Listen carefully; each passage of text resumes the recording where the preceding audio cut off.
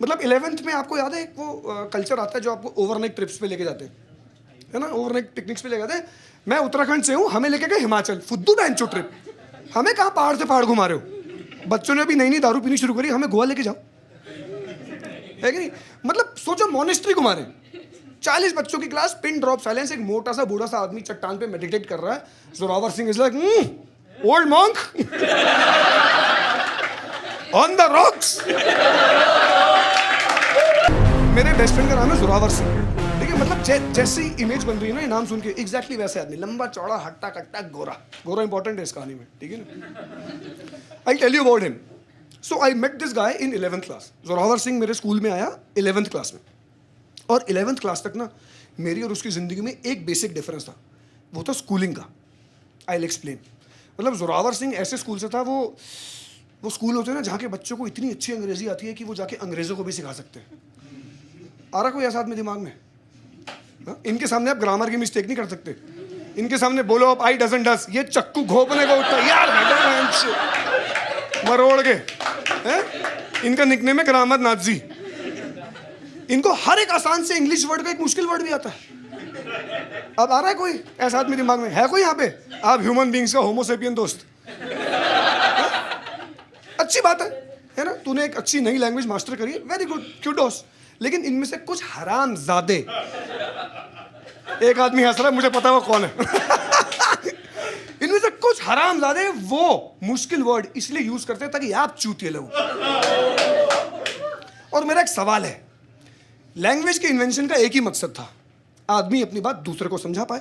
तुझे सबसे ज्यादा लैंग्वेज आती है, फिर भी तुझे अपनी बात मुझे 2 बार समझानी पड़ती है। चूतिया कौन है? मेरे सामने फ्लेवर कास्टेड बोलेगा, मैं तो मतलब पूछूंगा। और मैं ऐसे स्कूल से था जहां पे अंग्रेजी सिखाने का एक ही तरीका है, हिंदी बोलने पे 150 रुपए फाइन।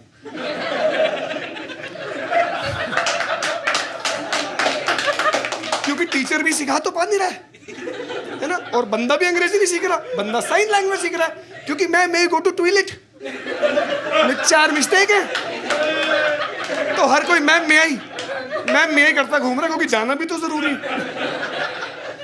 और मेरा एक सवाल और है, हिंदुस्तान में हिंदी बोलने पे फाइन क्यों है? आप अच्छी अंग्रेजी बोलने पे 100 रुपए रिवॉर्ड भी रख सकते हो, कहीं और ऐसा नहीं। युगांडा में युगांडियन बोलने पे फाइन नहीं है। युगांडा की ऑफिशियल लैंग्वेज है स्वाहिली। मुझे युगांडियन बोलने में इतना मजा आता है ना। And have you guys noticed Uganda as a name of the country एक अल्फाबेट से कितना बचा है?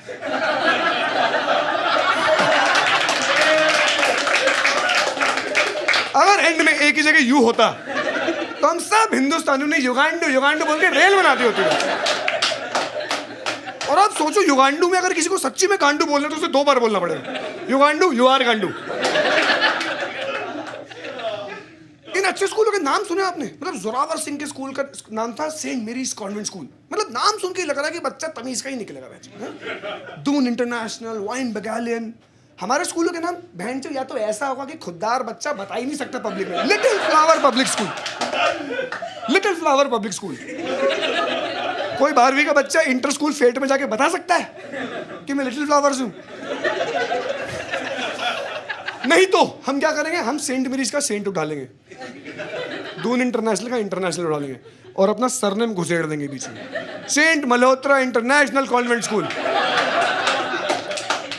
पूरे शहर की गाड़ा फटी हुई कि मल्होत्रा जी तुम रोज रात को ओल्ड मॉन्क का अद्दा टेक रहे हो, तुम कब से सेंट हो गए?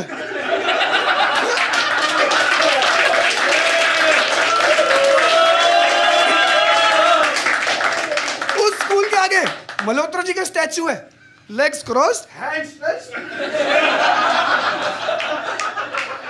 मैंने कहा मल्होत्रा जी ये कुछ ज्यादा नहीं हो गया? कह रहे हर क्रिश्चियन स्कूल के सामने उसके ओनर का स्टैचू होता है, उसे ये नहीं पता जीसस कौन है। ओनर स्टैचू है, ये पहला जीसस है जो गंजा भी और मोटा भी। इन अच्छे स्कूलों के बच्चों के एक्सेंट सुने आपसे?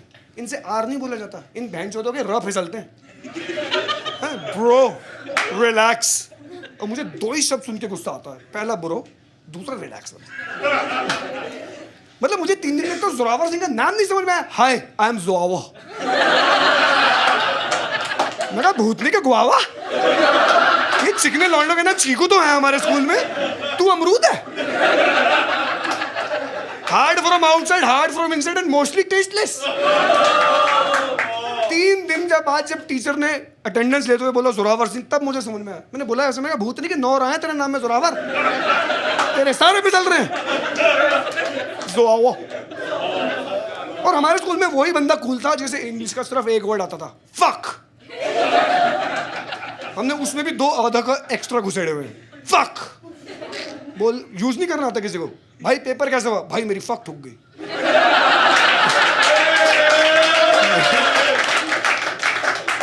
कैसे करेंगे मैम इसको हिंदी में ट्रांसलेट कैसे करेंगे? है कोई कर सकता है? भाई पेपर कैसे हुआ? भाई ठुक गई।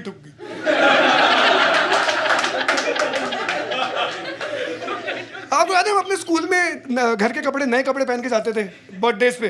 हाँ, मैं बर्थडे पे अपने नए कपड़े पहन के गया हूँ, मेरी छाती पे लिखा हुआ है FCUK। ब्रांड है, बहुत महंगा ब्रांड है भाई, 800 रुपए का कच्चा आता था। मैं 2500 की टी शर्ट पहन के गया हूँ।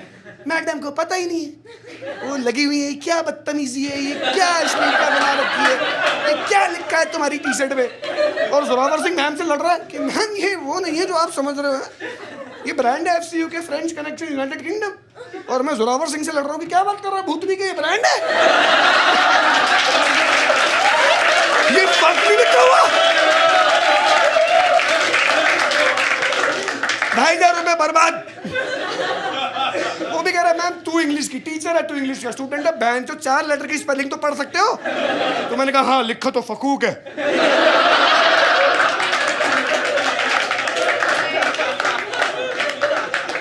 टी-शर्ट से ज्यादा यार ये आदमी जो टी-शर्ट पहन के आता था ना, उसका हर चीज का कुछ मतलब होता था, या तो प्लेन या फिर black live matters, save trees. मेरी क्लास के 5 लौंडे ग्रुप में टी-शर्ट पहन के बैठे हैं, आगे लिखा हुआ है G for goal, G for girl, follow your goal, the girl will follow. और पीछे लिखा हुआ है #पर्पस ओवर पुस्सी। पूरी दुनिया बोल रही है कि अच्छा आप आगे से भी चूती हैं और पीछे से भी। इस भूतनी वाले को सारे सोसाइटल कॉन्सेप्ट पता थे कि समाज में क्या ठीक है क्या गलत। 10वीं के बच्चे को यार, 11वीं के बच्चे को कि bro fat shaming is bad, eve teasing is wrong. मुझे घंटा नहीं पता इसका मतलब यार। कैसे पता हो? मैंने रोमांस सन्नी देओल से सीखा है। मेरी नहीं हुई तो काट दूंगा। What else is true love भाई, मेरी नहीं हुई तो मरना पड़ेगा मैम। गदर लगी हुई आज तक हमारे शहर में। बहन चो डेट पे जाने से पहले 4 बार हैंड पंप पुलिंग कंपटीशन होता है हमारे शहर में। पहला मल्टीप्लेक्स खोला तो घायल, घातक, गदर, जिद्दी और लगा दी उन्होंने। सन्नी देओल की 6 पिक्चर है। और पता नहीं ऐसा क्या बहनचो विधि का विधान है कि हर ऐसे लोकल स्कूल में ना 11वीं में एक ऐसे फैंसी स्कूल का बच्चा आता है। नोट करा आप लोगों ने? वो पता क्यों? क्योंकि बाप को लग रहा होता है बच्चा बचपन से बहनचो बोर्डिंग में पढ़ा है, 2 साल मेरे पास भी रह ले। बाप को ये भी पता है कि अगर वो 2 साल वहां रह गया तो वो कोकेन करेगा। बाप चूतिया नहीं है, बाप भी उसी स्कूल से। मतलब ये जोरावर सिंह क्लास में है ना, बहनचो सारी फीमेल अटेंशन इसको मिलने लग गई बिना बात के। मतलब 10वीं तक जो आपके स्कूल में लौंडा स्टड होता है ना, उस पर आपको तरस आने लगता है। ये मैं अपनी बात कर रहा हूँ 3rd पर्सन में। शर्तें लगती थी कि भाई राहुल भाई को 8 रोज तो मिलेंगे रोज डे पे, 6 प्रपोज तो आएंगी और वैलेंटाइन डे पे चॉइस होगी 3 में से। मैं बहनचो रक्षाबंधन पे स्कूल बंक मार के बैठा हुआ हूँ, सर दर्द का बहाना करके, बाप के सामने क्रॉसिंग खा के, क्योंकि बाप मेरा भी चूतिया नहीं है। मेरा बाप भी मेरे स्कूल से है। But I tell you one thing, मतलब एक इंसिडेंट ऐसा हुआ which made us amazing friends. ठीक है, मतलब 11th में आपको याद है एक वो कल्चर आता है जो आपको ओवरनाइट ट्रिप्स पे लेके जाते हैं, है ना, ओवरनाइट पिकनिक्स पे लेके जाते हैं। मैं उत्तराखंड से हूँ, हमें लेके गए हिमाचल, फुद्दू बैंचो ट्रिप। हमें कहाँ पहाड़ से पहाड़ घुमा रहे हो? बच्चों ने अभी नई नई दारू पीनी शुरू करी, हमें गोवा लेके जाओ, है कि नहीं? मतलब सोचो मॉनेस्ट्री घुमा रहे हैं, 40 बच्चों की क्लास, पिन ड्रॉप साइलेंस, एक मोटा सा बूढ़ा सा आदमी चट्टान पे मेडिटेट कर रहा है। Zorawar Singh is like old monk on the rocks. Single handedly उस आदमी ने पूरा स्कूल मॉनेस्ट्री से बैन करवाया है। मैंने कहा भाई सल्यूट भी है और दोस्त भी है। आप guys give me loud cheer if you remember कि 11th 12th में CBSE बोर्ड में एक इलेक्टिव सब्जेक्ट होता है जो आप चूज करते हो, है ना। फिजिक्स केमिस्ट्री मैथ्स के साथ कोई बायो लेता है, कोई कंप्यूटर साइंस लेता है, सबसे फुद्दू इलेक्टिव आपके हिसाब से कौन सा है? Home science. No, I think physical education is the. एक ही आदमी ने मेरे जोक की गांड मारी, वो मुझे पता कौन है। फिजिकल एजुकेशन फुद्दू बैंचो सब्जेक्ट, भागने के नंबर है। Mind it, it is not even a race, सिर्फ भागना है। कौन है जो गलत भाग रहा है? कौन है जिसकी टांग नहीं आगे आ रही भागते हुए? मेरे स्कूल में 3 लौंडे थे जो फिजिकल में फेल थे। फिजिकल में अगर सर बोले रन तो तुझे गुलाटी मारनी पड़ेगी fell on top of it मेरा और जोरावर सिंह का इलेक्टिव सब्जेक्ट था home science. Home science, have you heard of this subject? ठीक है, मैं बताता हूँ। होम साइंस के प्रैक्टिकल के ना 2 होते हैं। एक आपको सबमिशन करना होता है और आपको घर से खाने का सामान लेके आना होता है, केमिस्ट्री लैब में बैठ के खाना बनाना होता है। मतलब आप ये सोचो, जब हमने इलेक्टिव होम साइंस लिया ना, हमारे टीचर की गांड फट गई। हमारा टीचर इज लाइक, बेटा तुम नॉर्थ इंडिया के टॉक्सिक मैस्कुलिनिटी से भरे हुए इतने छोटे से शहर के बच्चे इतने प्रोग्रेसिव। होम साइंस सोसाइटी अगर मैट्रियार्कल होती ना तो बिना घूंघट उठाए तुम्हारी शादी हो गई होती।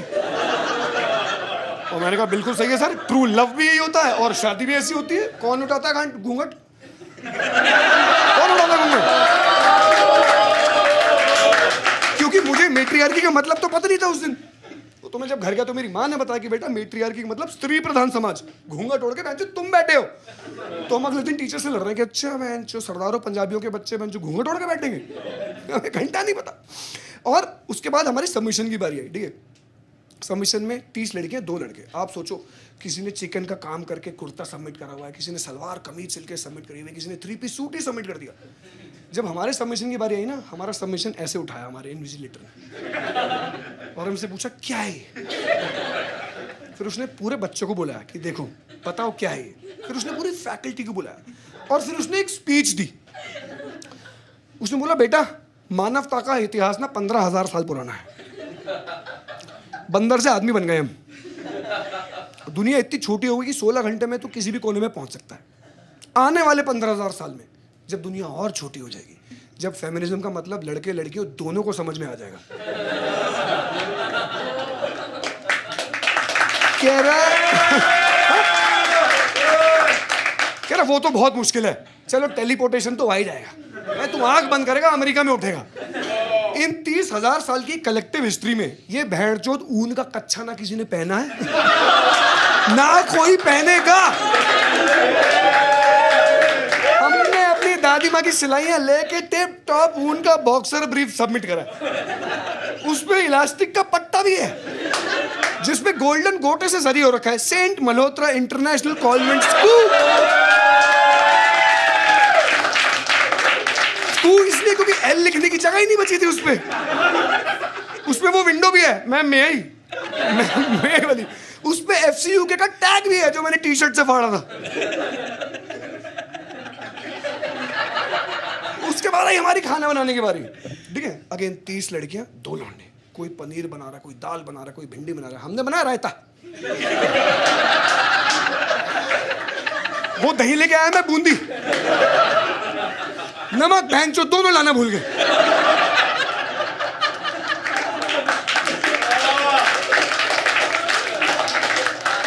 टीचर भी बोल रहा है कि बेटा ये जो सारा साल तुमने फैलाया है या ये जो अभी तुमने बनाया है, तुम्हें नंबर किस पे दे? आप सोच रहे हो वो दूर गांव से इन्विजिलेटर आया हुआ था यूपी रोडवेज की बस पकड़ के। ठीक है, वो राउंड पे निकला, उसने दूर से देखा 2 लौंडे तगड़े कसरती दही बैठ रहे हैं।